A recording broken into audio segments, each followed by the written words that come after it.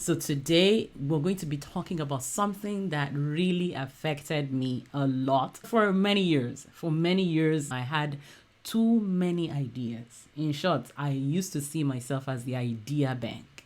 So many ideas, and all of these ideas are great.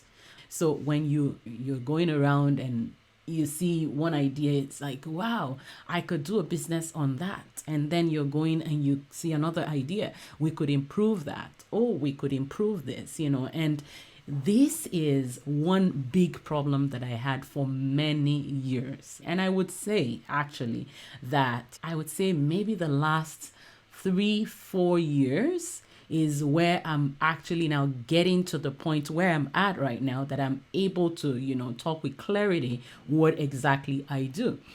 And so if you're here or you're watching this and you have so many ideas, and to the point where maybe some of the family members, some of the people that know you are even tired.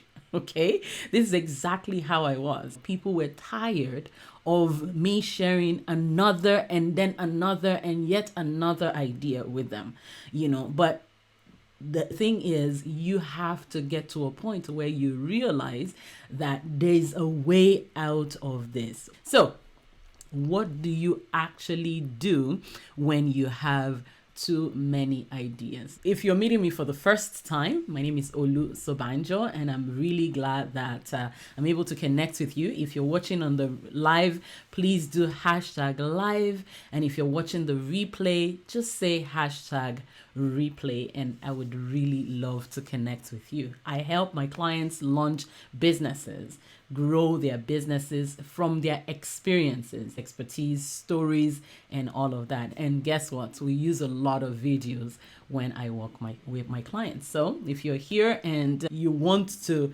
bring out the best in maybe what you already do or something that you want to do, this is the good place to be, and I'm really glad to be connecting with you. Thank you for joining me live. So right now you're a business person, or maybe you have an employment and you're looking at how can I add some more income to what I have going on. Or maybe you are at the place where you have so many things that you love to do.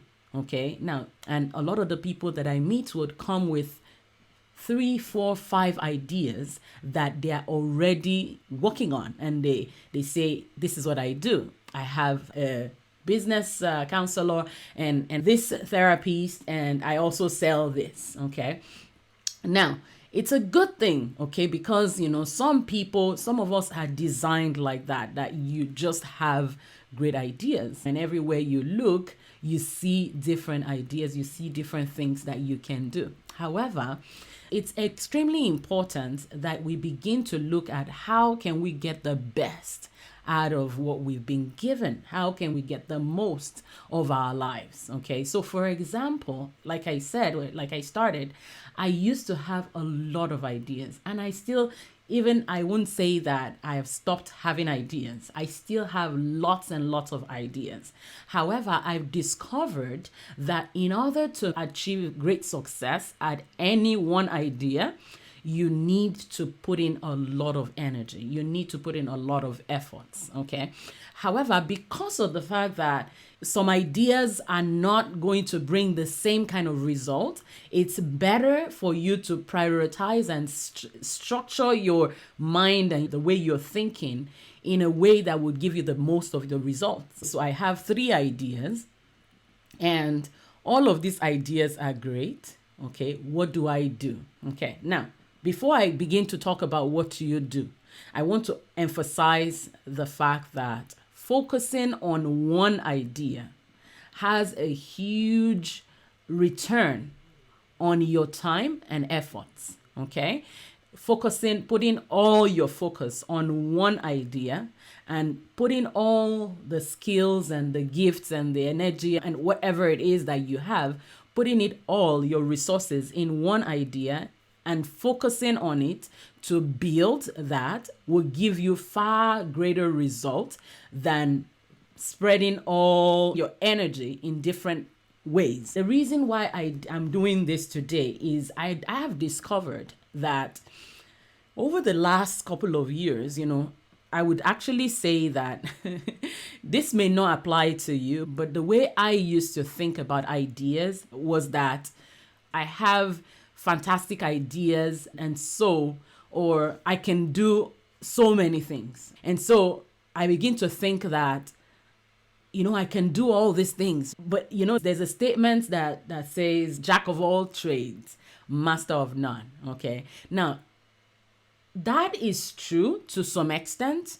And I'd like you to listen and hear me out. Okay. If you have 3 ideas and you go into a place, the first thing that is going to happen is when you enter into a group of people that don't know anything about you, but they want to meet with you, what would happen is you have 3 ideas. How do you determine which one you're going to share? Okay. Now, what now happens is you start getting pulled on different angles. You think, oh, if I share this with this person, maybe it's going to get me this kind of result. Oh, maybe actually when I meet that other person, I'll share this other idea. But you see, what this does is it's taking so much of your time and your energy that would have been used to develop one big idea and make it really shiny and great. Okay. So clearly, it's extremely important that you find a way to focus on one idea. Now, it doesn't mean that all of the other great ideas, you're not going to do anything about them. In short, the way I suggest that people do this is you write out all of those ideas, all of those great ideas, write them all out. Because you see, if you don't write them out, there will continue to be distractions in your mind. And if you want to go this way, you feel like, but I have this other idea. I have this other idea. So now, after we've clarified, we need to focus. What do we do? Now, we have to also note this, that a lot of us, we live our lives based on other people's ideas. Most of the times, most people that I know, most people that I meet, and for me personally, the way it is you don't go around saying, oh, what do you want me to do? And then you do it. No. But we look at ourselves based on what other people, especially the people that are very important in our lives, okay? Maybe they've not said anything to you that, oh, you can't do this or this. But to some extent, because of the fact that maybe when you shared your idea at first, they doubted, it looked as if, you can't know whether somebody is doubting, right? It looked as if they're doubting you. So because of that, a lot of people will shrink on their ideas. And then now they are not able to plug in and put all their energy and all of their resources into pursuing these ideas. The reason is because you're thinking, if I don't do this idea, my dad may be angry. If I don't do this other idea, somebody else in my life may not be happy with me. Okay? Or maybe somebody said that doesn't bring money, or that doesn't bring any results. Okay? So because of the doubt that we've got from the environment, what would usually happen is you now take that idea, instead of running with it full steam, okay? You actually begin to doubt yourself, and you're like, yeah, that's what I'm doing, but I also do this also. I do that, and then somebody asks you, but I thought you said you were doing this, and then you're like, yeah, but I also started doing this, because you're thinking, what exactly is it that they want? What do they want? Okay. Now, this is not supposed to be the case. However, it is the case. This is the challenge that we have. And this is one of the reasons why I meet many great people that are not yet standing out there as great people. Why? Because they are afraid. They're just afraid that maybe it's not going to work or something like that. I would share some ideas that I want you to pay attention to when you want to know what do I do when you have too many ideas. The first one is you ask yourself, what is it that I really want? What is it that I really want? Now, how do you do this one? This one is when you look at yourself, there is one idea that is always, always, always coming back to you. Always coming back to you. Okay, this idea, maybe you get a job and you're doing that job, you're there for like 3 months, 6 months, and you feel like you're excited about that job. But then after a while, deep down, you're like, this idea again. Okay, I have this idea, and if this idea does not just leave your mind, every time you're trying to focus on something else, this one idea, not like various ideas. And the way this works is even when you're not working, when you're anywhere you are, you always see yourself going back to this idea. You always find yourself going back to this idea. Now, this idea, you need to tell yourself that this idea, I'm not going to let it go. Even though right now I don't see where it fits into what I do. This is my job. This is the idea. It doesn't really fit in. However, I won't be very happy if I don't ever do this idea. If you're at this place right now and maybe you have 3 ideas, okay? You have 3 ideas. You're a financial planner, you're a coach, and you also sell this other products, okay? Now, what we want is, which of them are you the most passionate about? The kind that you will not be happy when you get to the end of your life and you look back and you're like, you know what? I'm really happy that I've done XYZ. You want that idea to be part of those things that you are very sure you did. You want to have that idea that you would never, ever, ever want to leave this world without accomplishing. That's one thing that you want to do. Now, for me, over the years, what happened was that there was a time I said I wanted to have a fashion production line. Like, I want to be creating fashion wares and all that. And because of the fact that I'm a computer kind of person, I married a computer genius when it comes to like websites and all these things. And so he got me on board into all of those things. And so I learned how to design websites and I learned how to do all these things. And so what I did, I started a business that I started making outfits for people. Okay. And backstory, I actually bought a sewing machine and I started sewing myself. But then when I started doing the sewing, I enjoyed doing the sewing. However, I soon realized that this wasn't it for me. This wasn't it for me. It's great to have, and I would still like to have a sewing machine and I would still like to make some things and all that, but it's not the it for me. And so I realized that even though I wanted to help people and I wanted to make people look good, feel good and all that, it wasn't like creating a business around outfits, so I pulled back from there. And the reason why I'm saying that is, even when you have those 3 ideas or whatever it is, it's good to put your feet into it. Just try it out a little bit, okay? Try it out a little bit and you may realize that maybe this is it. This isn't it for me. Okay. And then what that should do for you is to empower you to say bye to that idea and let it go for life and let it rest in peace.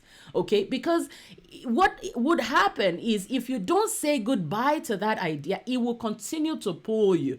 Okay. It will continue to pull you to the point where the one that you really need to focus your energy on, you're not going to have the energy. You're not going to have the zeal and the time and the brain space to work on it. So that's one thing that you need to pay attention to, okay? So first of all, what do you do when you have too many ideas? The very first thing is check what is that idea that you're passionate about, the kind that you won't want to leave this world without accomplishing, okay? Make sure then you weed out all of those sewing machine kind of ideas like mine, right? You weed them out, and then when you weed them out, you believe strongly, okay? The number 2 point that I have is, on that idea that you have, what's the biggest possible thing? What's possible for you to do on this idea? Okay. Now, a lot of times when we pick an idea, I'm passionate about this, okay? A lot of times it's, I want to change the world. I want to just make a difference in my world with this idea, okay?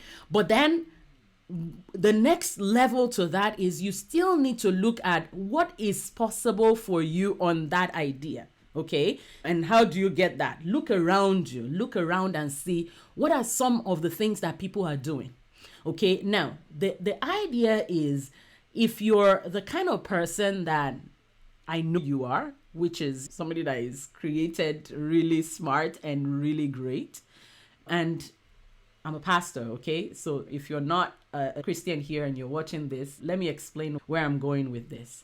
I personally believe that God designed each one of us. And when he designed us, he made each one of us in his own image with his own kind of creativity and mindset. And so I believe that when you look at your idea, the great idea, whether it's a business idea or an impact idea of some sort, the kind that you're able to make a difference in your world with, it's extremely important that you look at it with the mindset of what is possible in this arena.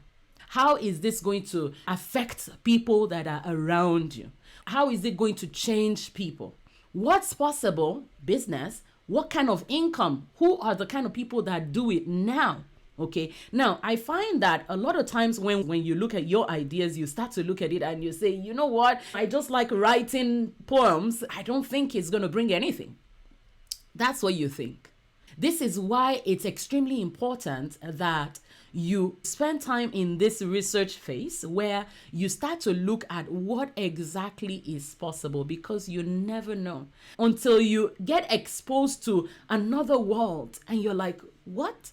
I've been doing all that for free. I've been doing all that all this while and I didn't know it was worth thousands or millions of dollars, right? You don't realize, or even just sometimes I'll meet my clients, and when I'm working with my clients, they'll share a story, okay, with me.